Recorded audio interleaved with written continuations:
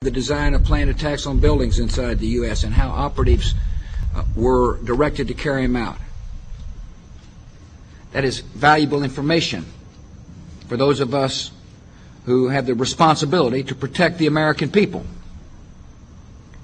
He told us the operatives had been instructed to ensure that the explosives went off at a point that was high enough to prevent people trapped above from escaping. He gave us information that helped uncover Al-Qaeda cells' efforts to obtain biological weapons.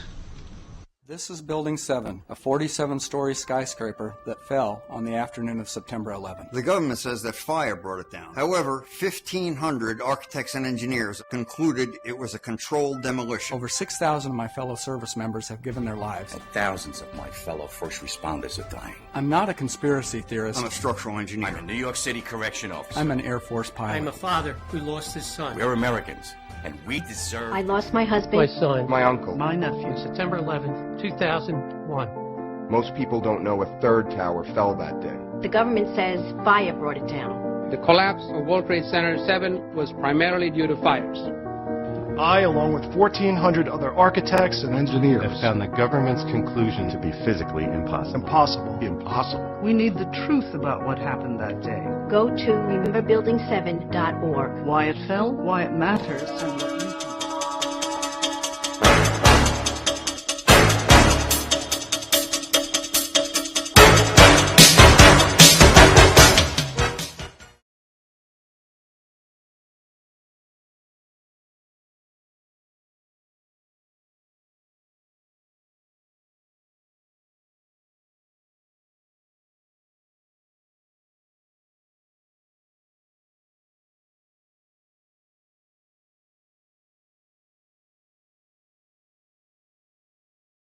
The 9/11 attack on America looked so much like a formula action-packed Hollywood disaster movie that it had "Made in the USA" written all over it. The only difference is it used real props and real people. It had terrorist villains, American firefighter heroes, fireball explosions, collapsing buildings, pedestrians chased by dust clouds, and it even had a God Bless America music score. Well-positioned cameras shot the action-packed drama from every conceivable angle.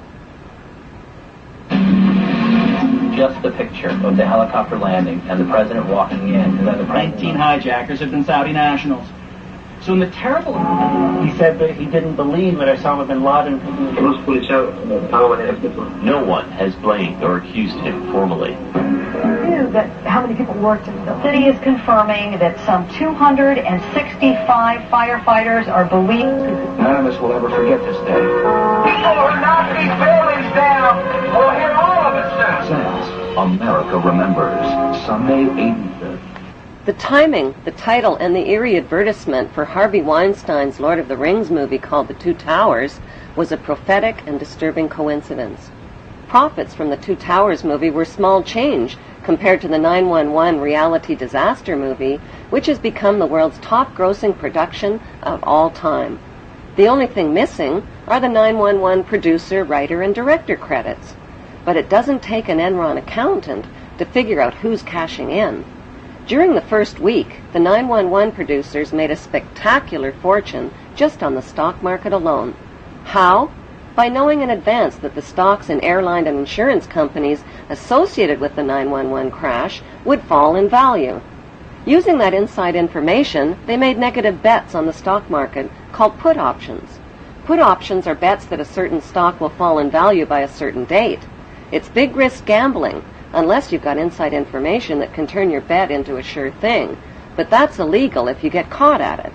Put option bets on the decline in 911-related airline and insurance stocks skyrocketed by a whopping 600% just before 911, which means that somebody knew about the attacks before they happened.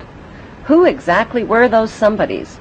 Merrill Lynch and HSBC, Morgan Stanley Dean Witter, the Bank of America, weapons manufacturer Raytheon, the Lehman Brothers, General Motors, Swiss Re, Munich Re, and AXA Re Insurance Company, which owns 25% of American Airlines. These insiders bought put options through Deutsche Bank. Most demanding clients trust Deutsche Bank to perform. Deutsche Bank, a passion. Buzzy Krongard, the former executive director of the CIA, just happened to be the manager of Deutsche Bank. And so the profiteers from 911 were not Osama bin Laden or his band of U.S.-trained Arabs. They were blue-chip Israeli, U.S., and British businessmen. Within the first week, the 911 producers sucked up $40 billion in box office profits from U.S. taxpayers who were hypnotized, terrorized, and traumatized by the infinite reruns. Think of it as a conspiracy theory true or false test. A. When George W. Bush started his first oil company, who helped fund it? Osama bin Laden's brother and brother-in-law. True or false? B. After a terrorist bomb at a barracks in Saudi Arabia killed 19 Americans, who got the multi-million-dollar contract to rebuild? The bin Ladens. True or false? C. On the morning of September 11, 2001, who was in a meeting at the Ritz-Carlton Hotel in Washington? George Bush Sr. and Osama bin Laden's brother. True or false? Actually, the answer could be D, all of the above. Because believe it or not, as far-fetched as they sound, each and every one of those things, the bin Laden link to the Bush Oil Company, the bin Laden construction contract after the terrorist bomb, and the bin Laden-Bush meeting on 9/11, is true. Many of the facts surrounding the events of 9/11 point to a cover-up, like the fact that the Bush administration ignored all of the advance warnings of the 9/11 attacks. Warnings from FBI agents like Colleen Rowley and from the famous Phoenix memo were not only ignored, they were suppressed. FBI Deputy Director John P. O'Neill quit his job when his investigation of Osama bin Laden was blocked. According to a September 24th Newsweek article, top Pentagon officials canceled their travel plans for 9/11 because of security concerns. While the American public were sitting ducks, all of America's political, military, and corporate VIPs were kept out of harm's way. 2 Muslims accused of the 9/11 hijackings took their flight training at Rudy Decker's Huffman Aviation School in Florida.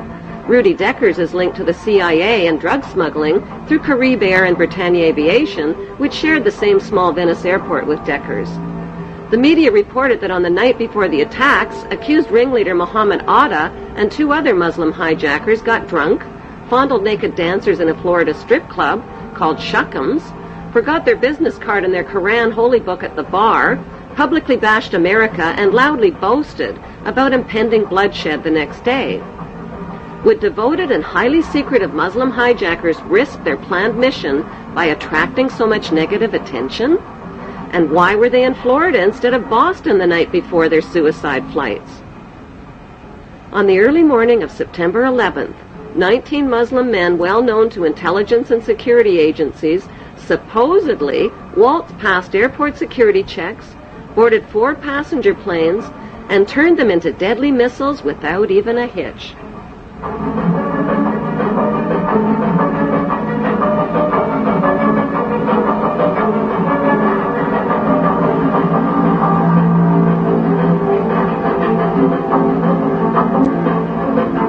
By 8:13 a.m., flight controllers temporarily lost radar contact with American Airlines Flight 11 and reported a suspected hijacking. Even though Andrews Air Force Base is only 10 minutes from Washington, emergency response fighter jets took close to an hour instead of the typical 15 minutes to scramble and begin searching for the hijacked planes. By then, it was too late. President Bush already knew about the first Flight 11, which occurred at 8:46 a.m., when he sat down to chat with school kids at Booker Elementary School. It wasn't until 9:05 a.m. that he was notified that a second plane, Flight 175, had also crashed into the World Trade Center and that America was under attack. Instead of being whisked to safety in this national emergency, Bush nodded and continued chatting with the kids for another 20 minutes about a pet goat, while American citizens were burning alive and leaping to their death from the smoking towers. Wailing against the wind as they fell, almost as if they had second thoughts. It was absolutely horrifying.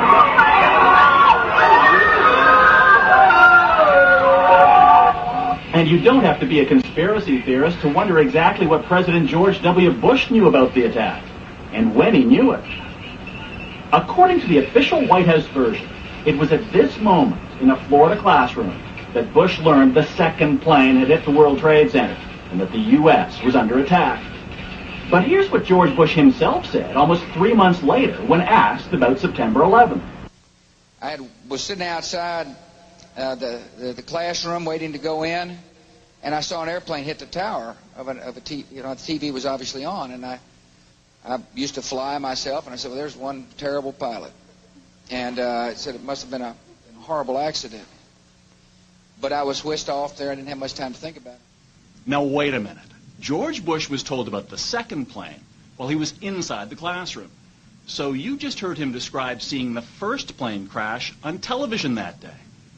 But that's impossible. No one saw the first plane crash on TV on September the 11th because the videotape of it didn't surface until the next day. At 9:55 a.m., President George W. Bush took off in Air Force One with no escort or protection from fighter jets and circled around for the next hour. Why was the president's plane airborne and unescorted for an entire hour while hijacked planes were roaming the skies? The inexperienced hijacker pilots who took only a simulated flying course reportedly flew the third hijacked plane, Flight 77, into a Top Gun 270-degree turn, bypassed the offices of the Joint Chiefs of Staff, and crashed into an insignificant part of the Pentagon that was under renovation. Emergency response Air Force fighter jets were finally airborne when a fourth hijacked plane, Flight 93, crashed into a field in Pennsylvania at 10:06 a.m. The media reported that passengers overpowered the hijackers, but nearby residents saw U.S. fighter jets overhead and gave eyewitness reports of debris falling from the sky. That debris was found 8 miles away, indicating that the plane had been shot down. Within hours of the 911 hijackings, a massive Blame the Muslims campaign was launched by CNN and the media and continues to this day. In less than 48 hours, the names and mugshots of 19 accused Muslims were flashed across TV screens. If government investigators knew nothing, how did they identify 19 Muslim men as the hijackers so fast?